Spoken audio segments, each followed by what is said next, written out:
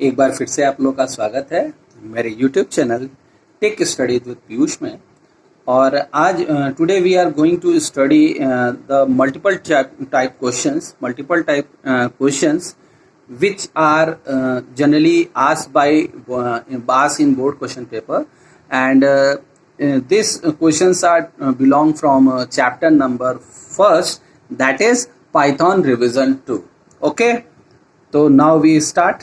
ठीक है, तो अब आपको मल्टीपल चॉइस क्वेश्चंस आएंगे और हमने जैसे बताया भी था कि अब बोर्ड का जो फॉर्मेट है वो बदल चुका है।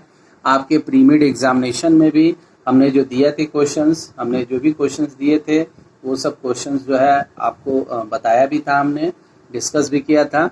और उसी टाइप के क्वेश्चंस, कुछ मल्टीपल चॉइस क्वेश्चंस, कुछ फिलिंग द ब्लैंक्स क्वेश्चंस, और कुछ जो है फिलिंग द ब्लैंक्स था, और कुछ ट्रू फॉल्स भी क्वेश्चंस आएंगे एग्जाम में।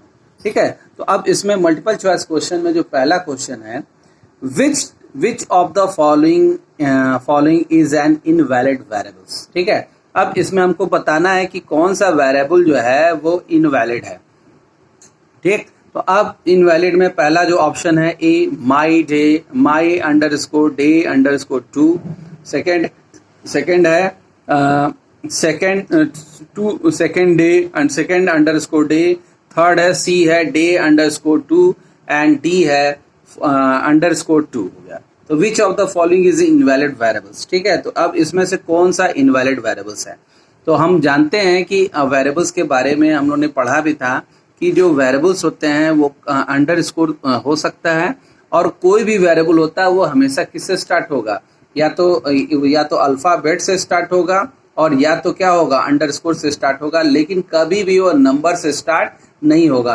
वेरिएबल्स के बारे में यही खासियत होती है, कभी भी वेरिएबल्स जो होते हैं नंबर से स्टार्ट नहीं होते हैं। तो इसलिए जो ऑप्शन बी है, that is second underscore day, ये ऑप्शन क्या है, इनवैलिड है, क्योंकि हमेशा जो वेरिएबल्स होते हैं, जो वेरिएबल्स के नेम होंगे वो अल्फाबेट से स्टार्ट होंगे या अंडरस्कोर से स्टार्ट होंगे।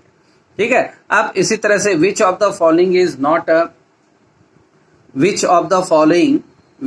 सेकंड क्वेश्चन है, which of the following is not a keyword. कौन सा ऐसा है इसमें जो कीवर्ड नहीं है।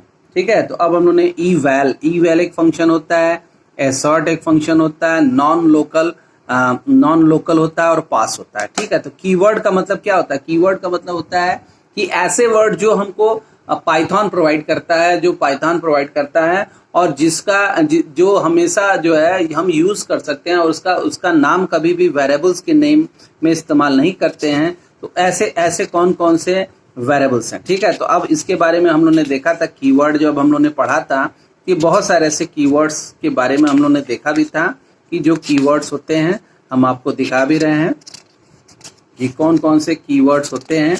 अब देखिए ये कीवर्ड है।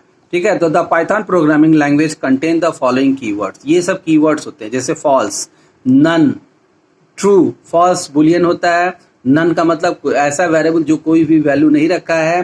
ट्रू का मीन्स होता है again one, and, as, assert भी था, ब्रेक भी है, क्लास भी है, कंटिन्यू भी है, डेफ भी है, डेल है, एलिफ है, एल्स है, एक्सेप्ट है, फाइनली है, फॉर है, फ्रॉम है, ग्लोबल है, इफ है, इम्पोर्ट है, इन, इज, लैम्बाडा। ठीक है, नॉन लोकल, ये भी था non local, not, or, pass, raise, return, try, while, with, yield. ये जो होते हैं Python programming language contain the following keyword. तो ये सब जो होते हैं वो सब कीवर्ड्स होते हैं, और इन कीवर्ड्स को कभी भी हम वेरिएबल्स के रूप में, वेरिएबल्स की तरह यूज नहीं कर सकते। ठीक है, अब देखिए इसी में जो क्वेश्चन था हम लोग का, जो पहला वाला क्वेश्चन था वेरिएबल नॉमेनक्लेचर में, तो the naming rule of the Python identifiers can be summarised as below. The variable name must only be non-keyword word with no space in between. कभी भी नॉन कीवर्ड होगा और कभी भी स्पेस नहीं होगा। The variable name must be made up of only letters, numbers and underscores. ठीक है, made up only letters, numbers and underscores होता है। ठीक है, variable name cannot begin with a number although they can contain numbers होता है। कभी भी नंबर से begin नहीं होगा, वो हमेशा क्या होगा, कंटेन करेगा। ठीक है, तो इस तरह से ये हम लोगों ने देखा था कीवर्ड के बारे में, और हम लोगों ने नेमिंग वर्ड्स के रूल्स के बारे में भी देख लिया जो है। तो इस हिसाब से जो हमारा विच of the following is not a keyword, तो ईवैल हमारा कीवर्ड नहीं है। ईवैल हमको कीवर्ड में नहीं दिखा, तो ईवैल इसका आंसर हो जाएगा। Which of the following is not a keyword, eval. फिर सी है which of the following can not be a variable. ठीक है, कौन सा इसमें वेरिएबल नहीं है, तो इसके बारे में भी हम लोग जान रहे हैं कि अंडरस्कोर इन INIT इनिट अंडरस्कोर, यानी ये करेक्ट है।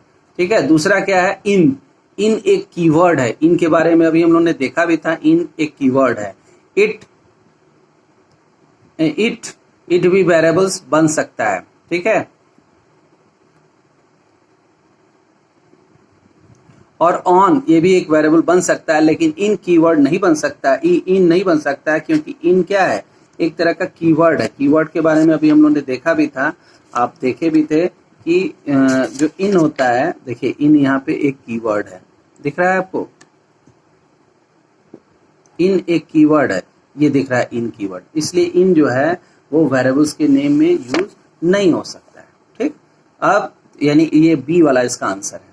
ठीक है, फिर फोर्थ है which of these is not a code data type. Code data type means मतलब कौन सा ऐसा है जो इसमें कोड डेटा टाइप नहीं है। तो कोड डेटा टाइप के बारे में हमने बताया भी था कि कोड डेटा टाइप होते हैं, लिस्ट होता है, डिक्शनरी होता है, टपल्स होता है, और इसमें क्लास कुछ नहीं होता है, क्लास का कॉन्सेप्ट नहीं है, तो क्लास जो है वो कोड डेटा टाइप नहीं है। Which of not a code data type, यानी कोड डेटा टाइप क्लास नहीं। ठीक है, अब ये क्लास जो होता है, क्लास क्या होता है, ये आपकी क्लास नहीं है, ये क्लास जो होता है एक तरह का मेथड होता है, और जो जावा में और C++ प्रोग्रामिंग लैंग्वेज में यूज किया जाता है क्लास को। ठीक है, तो अब इसी तरह से 5 जो होता है, how would you write x to the power y in Python as a expression. ठीक है, आप इसमें पाइथन में x to the power y कैसे लिखेंगे। ठीक है, तो अब ये जो सिंबल होता है x to the power y, फिर x का डबल स्टार y, और ये x इस तरह से, और नन ऑफ दीज होता है। यानी जब हमको इसको पावर में लिखना होगा, पाइथन को जब किसी पावर में लिखना होगा x to the power y या टू द पावर 4, तो हम डबल स्टार लगाते हैं, तो 2 डबल स्टार 4, यानी टू द पावर क्या हो जाएगा, 4 हो जाएगा। इसी तरह से x to the power y यानी x डबल स्टार y यानी x टू द पावर क्या हो जाएगा, y हो जाएगा। ठीक है, इसी तरह से what will the value of expression. ठीक है, अब इस एक्सप्रेशन का क्या वैल्यू आएगा, 14 प्लस 13 इंटू मॉडुलस 13 मॉडुलस 15। ठीक है, तो अब इसको जब सॉल्व करेंगे, तो इसको जब सॉल्व करते हैं तो होता क्या है कि सबसे पहले 14 यहाँ पे प्लस है और मॉडुलस है। ठीक है, अब इसमें प्रेसिडेंस देखते हैं हम। सबसे पहले इसमें प्रेसिडेंस को चेक करते हैं कि किस ऑपरेटर का प्रेसिडेंस क्या होता है, और इसके हिसाब से, प्रेसिडेंस के हिसाब से ही हम फिर इसकी वैल्यू को चेक करते हैं, देखते हैं कि किसका प्रेसिडेंस हाई होता है, क्योंकि हर ऑपरेटर का कोई ना कोई क्या होता है, प्रेसिडेंस होता है। ठीक है, तो अब डिस्क्रिप्शन में आप देखेंगे यहाँ पे कि हायर प्रेसिडेंस किसका होता है। अब देखिए यहाँ पे यह दिख रहा है ऑपरेटर प्रेसिडेंस होता है हाई से लो गया, यानी एरो नीचे बना हुआ। हाई से लो का मतलब ये एरो नीचे ऐसे बना हुआ है, तो सबसे हाई प्रेसिडेंस होता है पैरेंथेसिस का, फिर एक्सपोनेंशियल का, bitwise nor, bit positive negative, फिर multiplication slash double floor division modulus होता है। ठीक है, उसके बाद प्लस माइनस एंड परसेंट ये सब दिया हुआ है। ठीक, तो अब इसमें जो है वो पूछ रहा है कि सबसे प्रेसिडेंस हाई किसका होगा, तो मॉडुलस का प्रेसिडेंस क्या होता है, हाई होता है, और मॉडुलस के पहले क्या आता है, मल्टीप्लिकेशन स्लैश और डबल ये आता है। ठीक है, तो अब इसमें होगा क्या, और फिर प्लस और माइनस का आता है, फिर एंड परसेंट आता है। तो अब ये ऑर्डर प्रेसिडेंस का होता है। अब इस हिसाब से हम इसका जब प्रेसिडेंस चेक करते हैं, ठीक है, तो अब इस एक्सप्रेशन का जब प्रेसिडेंस देखेंगे, सबसे पहले क्या है, 14 प्लस 13 मॉडुलस 15। ठीक है, तो अब इसमें करेंगे क्या कि 14 प्लस 13 हमारा हो जाएगा, 14 प्लस 13 करेंगे तो ये हो जाएगा 25, और 25 को जब 15 से डिवाइड करेंगे तो हमारा जो वैल्यू आएगा, यानी 14 प्लस 13, हम ये दोनों ऐड हो जाएगा, तो 14 प्लस 13 25 हो गया, और 25 मॉडुलस 15 जब करेंगे तो 15 1 टाइम जाएगा, और 15 मॉडुलस जब उसमें माइनस करेंगे 25 से 15, तो जो हमारी वैल्यू आएगी दैट इज आएगा 27, ठीक है। जब डिवाइड करेंगे तो 1 टाइम जाएगा, और ये 25 में से जब 15 जाएगा,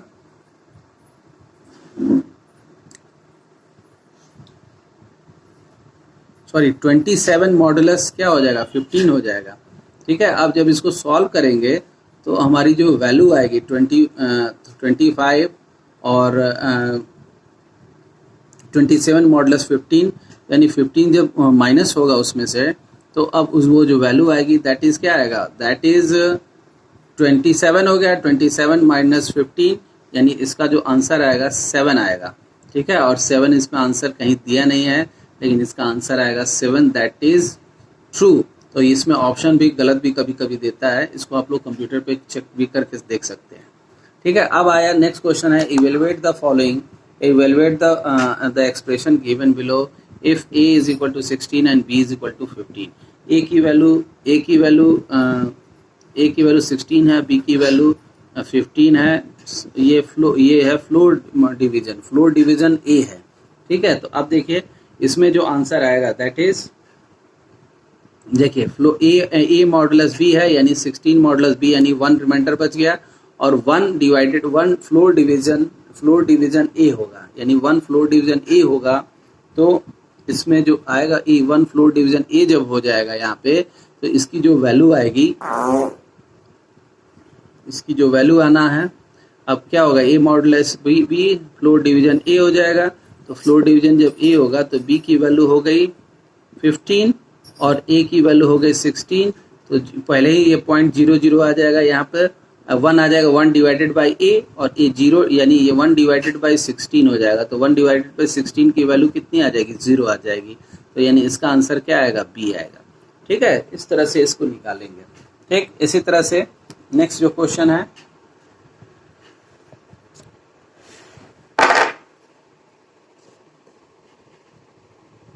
नेक्स्ट जो क्वेश्चन है, what is the value of x, x की क्या वैल्यू आएगी, ठीक है। तो अब x की वैल्यू कैसे निकालेंगे, इंट है और यहाँ पे 13.25 दिया हुआ है और प्लस 4/2, यानी 4/2 से जब डिवाइड होगा तो यानी 2 हो गया 2.13, यानी 15 हो गया 15.25। तो 15 का जो आंसर आएगा 8 का क्या हो जाएगा, सी हो जाएगा, क्योंकि ये जो इंट फंक्शन होता है ये क्या करता है, इंटीजर को रिटर्न करता है।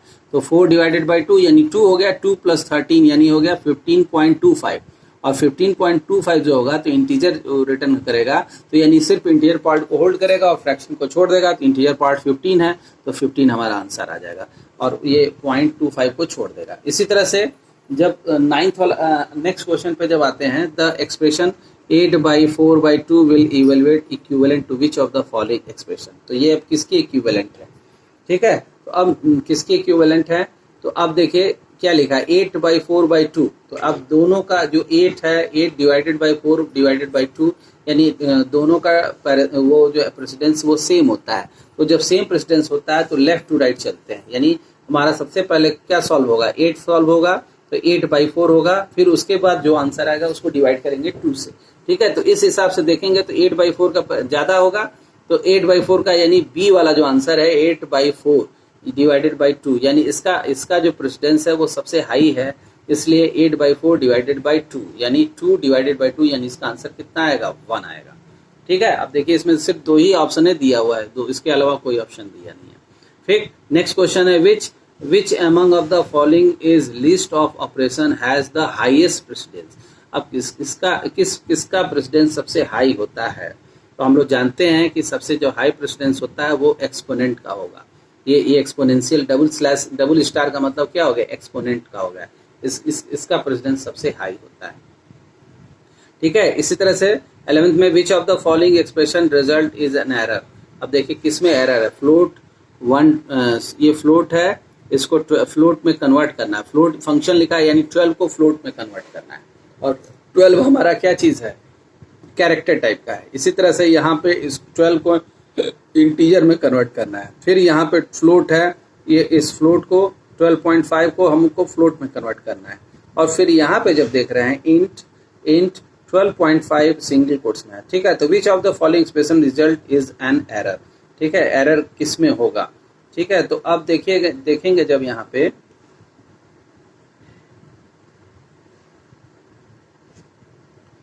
किस में एरर होगा, यानी जब इसको सॉल्व करेंगे तो फ्लोट 12 है तो यानी ये 12 में कन्वर्ट कर देगा, इंट में कन्वर्ट कर देगा और ये इंटीजर में कन्वर्ट कर देगा, फिर फ्लोट में होगा और फिर यहाँ पे इंट 12.5, यानी इसका करेक्ट आंसर ये आएगा 12.5 वाला, ये वाला होगा डी वाला। ठीक है, ऐसा इसलिए है क्योंकि यहाँ पे जो भी है ये फ्लोट में है।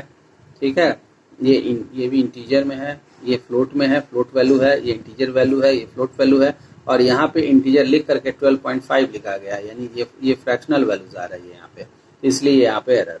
ठीक है, which of the following statement print the shown output below. ठीक है, अब इसमें कौन सा है जो इस तरह से आउटपुट प्रिंट करेगा। ठीक है, तो अब इसको प्रिंट करने के लिए इस तरह से कैसे आउटपुट आएगा, hello example text dot TXT. ठीक, तो अब इसको जब डबल कोट्स में हम लिखते हैं, जैसे hello example text dot TXT, तो अब इसको ये एज इट इज प्रिंट हो जाएगा, ये डबल स्लैश हो जाएगा, ये हो जाएगा। और अगर हमने हेलो फिर डबल स्लैश, यहाँ पे एरर है, फिर ये इस तरह से ये भी एरर है और हेलो एग्जाम्पल यहाँ पे भी देखेंगे सब ये एरर है। ठीक है, यानी इसको प्रिंट करने के लिए हमारा पहला वाला जो ऑप्शन है वो सही है, यानी प्रिंट हेलो एग्जाम्पल टेक्स्ट। ठीक, अब 13 क्वेश्चन, फिर which value type does input return, यानी इनपुट जो फंक्शन है वो किस तरह की वैल्यू को रिटर्न करता है। तो हम जानते हैं कि जो इनपुट फंक्शन होता है वो हमेशा स्ट्रिंग वैल्यू को रिटर्न करता है। किस वैल्यू को रिटर्न करता है, स्ट्रिंग।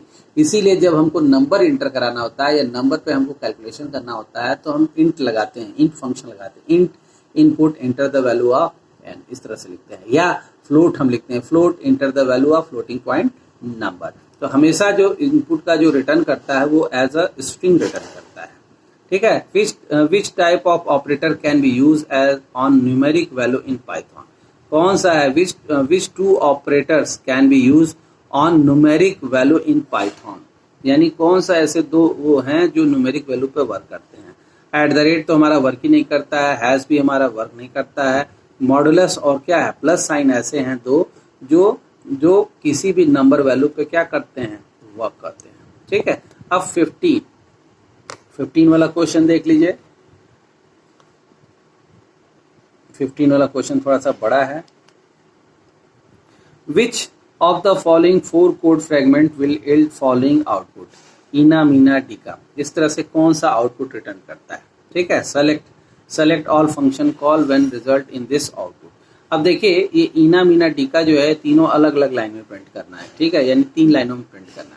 तो अब हम जानते हैं कि जब ये 3 कमेंट जो होता है वो सिंगल लाइन कमेंट भी होता है, मल्टीपल लाइन भी कमेंट होते हैं। ठीक है, तो ये 3 जो ये इस बना हुआ है, 3 हाइफन टाइप का बना है, ये 3 डैश जो बने हुए हैं ये जो हैं ये मल्टीपल लाइन कमेंट के लिए यूज किए जाते हैं। ठीक है, तो इना और यहाँ पे \n लिखा है, फिर मीना लिखा है, फिर डिका लिखा है। ठीक है, तो ये ऑप्शन जो है ये 3 लाइन के लिए यूज किया गया है। इसी तरह से प्रिंट इना मीना डिका, ये भी क्या है, ये एक ही लाइन में प्रिंट कर देगा, प्रिंट इना \n मीना \n डिका। ठीक है, तो अब ये क्या करेगा, ये सिंगल कोट्स में दिया हुआ है तो ये सेम उसी चीज पे, यानी इना \n हम जानते हैं कि \n क्या करता है, न्यू लाइन में ले जाता है। तो ये इना एक बार लिखेगा, फिर जैसे ही \n मिलेगा ये मीना को नीचे लेते आएगा, फिर नीचे लाया, फिर \n मिला तो फिर डिका को भी नीचे ले आया, यानी सी वाला आंसर क्या है, करेक्ट। ठीक है, सी आंसर हमारा एकदम करेक्ट। ठीक, अब next question, which of the following is valid arithmetic operator in Python, कौन सा ऐसा ऑपरेटर है जो वैलिड अर्थमेटिक ऑपरेटर है पाइथन में। तो पाइथन में डबल स्लैश ये फ्लोर डिवीजन के लिए यूज किया जाता है, फ्लोटिंग पॉइंट डिवीजन है, यानी डबल स्लैश अगर हम कुछ लिखते हैं किसी भी चीज के साथ डबल स्लैश तो वो फ्लोटिंग वैल्यू देगा, वो फ्लोट वाली वैल्यू को देता है, फ्लोट वैल्यू को रिटर्न करता है। तो ये फ्लोटिंग वैल्यू है। क्वेश्चन मार्क तो कोई ऑपरेटर नहीं है, ये लेस देन ऑपरेटर जिसको हम रिलेशनल बोलते हैं, और एंड ऑपरेटर जो होता है वो सकता है लॉजिकल एंड ऑपरेटर की बात कर रहे हो, और वो भी एक तरह का ऑपरेटर होता है। ठीक, अब नेक्स्ट क्वेश्चन जो आता है वो हमारा आता है फिलिंग द ब्लैंक्स। ठीक, अब फिलिंग द ब्लैंक्स पे हम लोग वर्क करेंगे और फिलिंग ब्लैंक्स के बारे में देखेंगे। अब पहला क्वेश्चन इसमें आता है, the smallest individual unit in a program is known as tokens. ठीक है, तो टोकेन्स जो होता है स्मॉलेस्ट प्रोग्राम का स्मॉलेस्ट इंडिविजुअल यूनिट होता है इन अ प्रोग्राम, जिसको हम क्या बोलते हैं, टोकेन्स बोलते हैं। ठीक है, और टोकेन्स जो होते हैं, टोकेन्स में हम लोग जानते हैं कि कई तरह के होते हैं, आइडेंटिफायर्स होते हैं, वेरिएबल्स होते हैं, ये सब आते हैं। तो ये सब आते, कीवर्ड्स आते हैं, ये सब हमारे टोकेन्स में ही आते हैं। ठीक है, अब नेक्स्ट क्वेश्चन है, नेक्स्ट क्वेश्चन क्या है, a token is also called lex. Token को हम क्या बोलते हैं, हमने पहली लाइन में बताया था कि टोकन को हम लोग लेक्सिकल यूनिट भी बोलते हैं, लेक्सिकल यूनिट भी बोला जाता है टोकन्स को।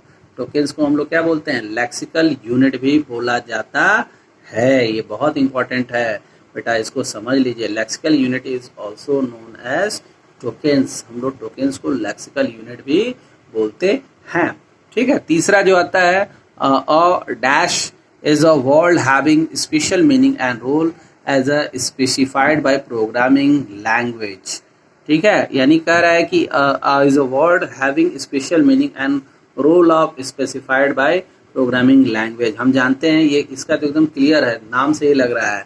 is a word dash is a word यानी keyword, keyword is a special having special meaning and role as a specified by programming language। तो इसको हम बोलते हैं कीवर्ड। कीवर्ड जो होता है एक तरह का स्पेशल वर्ड होता है जिसका हर मीनिंग होता है, जैसे इफ, एल्स, ठीक है, for, while, input, int, float, ये सब क्या है, ये सब कीवर्ड्स हैं और इनका सबका एक अलग से स्पेशल मीनिंग होता है। जो ये जिस तरह का काम परफॉर्म करते हैं उसके हिसाब से इनका मीनिंग रखा गया है।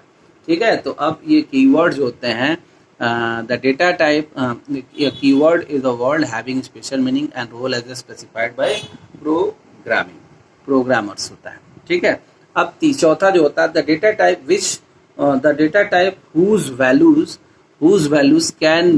cannot be changed in place are called types, और data type which values cannot be changed in place are called।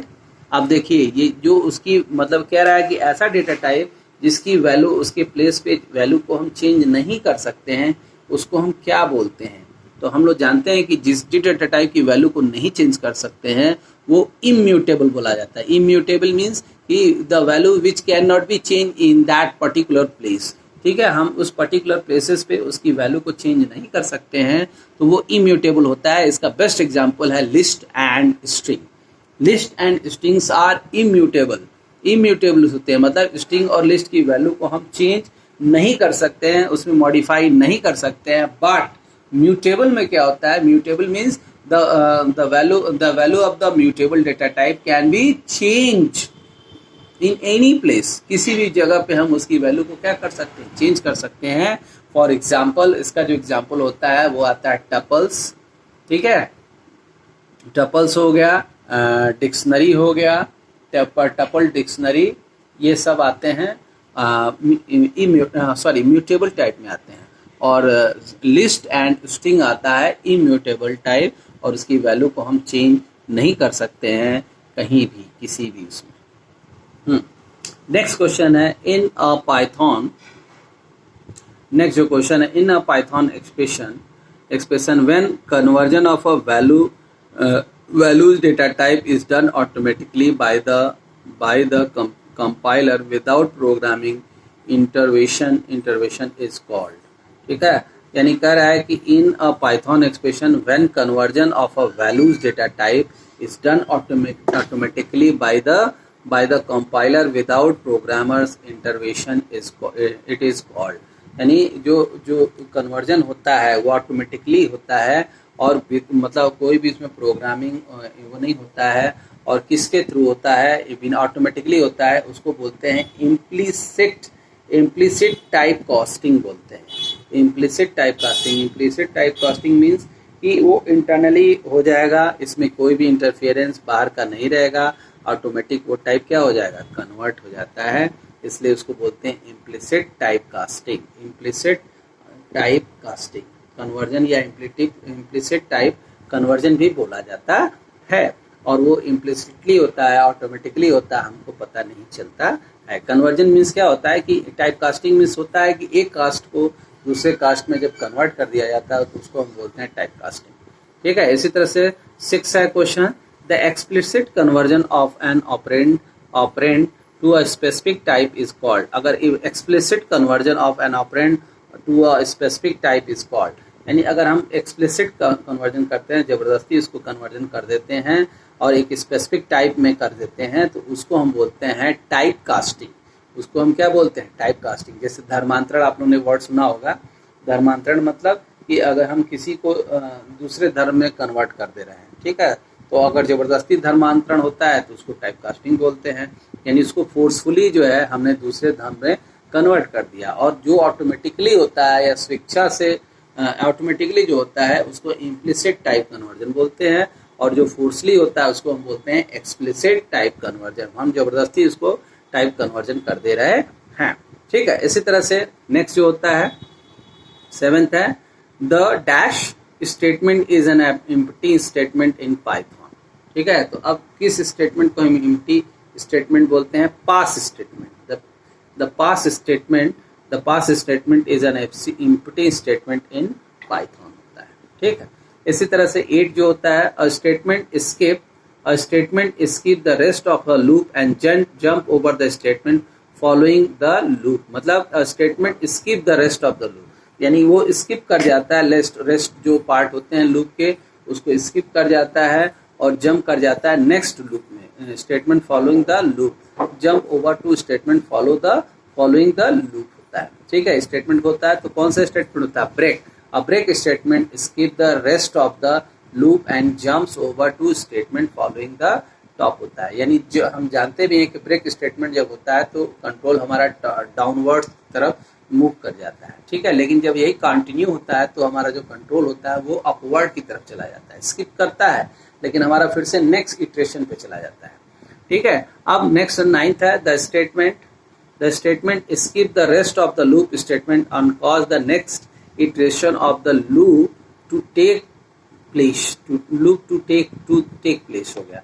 ठीक है, तो अब इसमें जो होता है कंटिन्यू होता है। Continue statement skip the rest of the loop statement and cause the next iteration of the loop to take place होता है। ठीक है, इसी तरह से 10th वाला जो क्वेश्चन है 10th है, Python can not be use as a variable name. Python dash can not be use as a variable name. तो इसमें पता ही है Python keyword can not be use a variable name. ये तो एकदम सिंपल है कि पाइथन के जो कीवर्ड्स होते हैं, पाइथन में जो कीवर्ड्स होते हैं उसको हम कभी भी नेमिंग वेरिएबल में यूज नहीं करते हैं। हमेशा जो है हम मतलब पाइथन कीवर्ड्स के अलावा जो वर्ड्स होते हैं उनको यूज किया जाता है। और इस तरह से आप लोग क्वेश्चंस को सॉल्व करते रहिए। और ट्रू फॉल्स के क्वेश्चंस, और आज हम लोगों ने फिलिंग द ब्लैंक्स क्वेश्चन देखा था। अब ट्रू फॉल्स के क्वेश्चन जो होंगे वो हम अपने नेक्स्ट वीडियो में देखेंगे। और आपको हमारा वीडियो अगर पसंद आया तो सब्सक्राइब जरूर करिएगा, लाइक भी करिएगा।